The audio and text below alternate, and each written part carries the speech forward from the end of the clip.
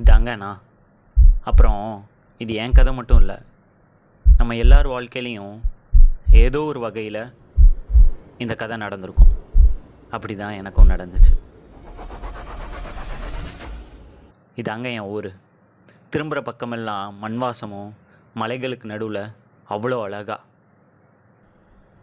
எட்டி பார்த்தா மலை மேலே எங்கள் அப்பா முருகன் அழகாக சிரிச்சுட்டு நின்றுட்டுருப்பா. அப்படி சூரியன் சுட்டெரிக்கும் போதும் சரி, கார்மேகம் சூழும் போதும் சரி, எங்காத்து சிறுவாணி தண்ணியில் குளியல் போடாமல் ஒரு நாளும் இருந்ததே இல்லை.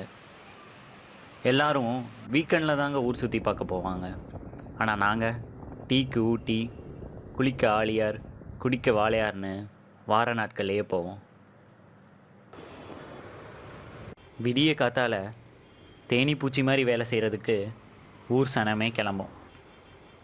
அதை பார்க்கவே அவ்வளோ சுறுசுறுப்பாக இருக்கும். வாக்கிங் போகிறேன்னு ரேஸ்கோஸ் போய் போண்டா பஜ்ஜி சாப்பிட்ற கூட்டம் ஒரு பக்கம்னா,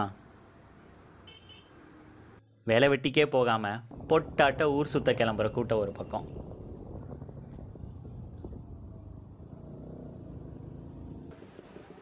எல்லா நோம்பிக்கும் போகிற ஒரே இடம் நம்ம பூமா இருக்கட்டும் கடை வீதியும் தான்.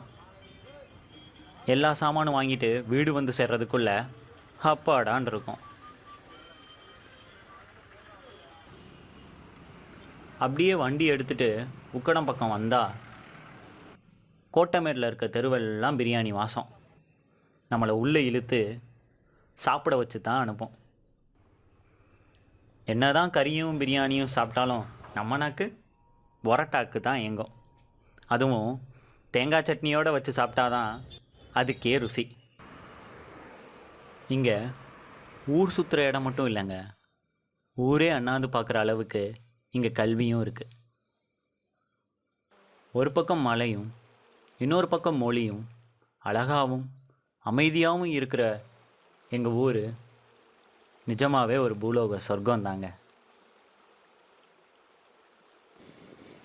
இவ்வளோ அழகான என் சொந்த ஊருக்கே ஒரு விருந்தாளியாக வந்துட்டு போகிற வழி இருக்கே,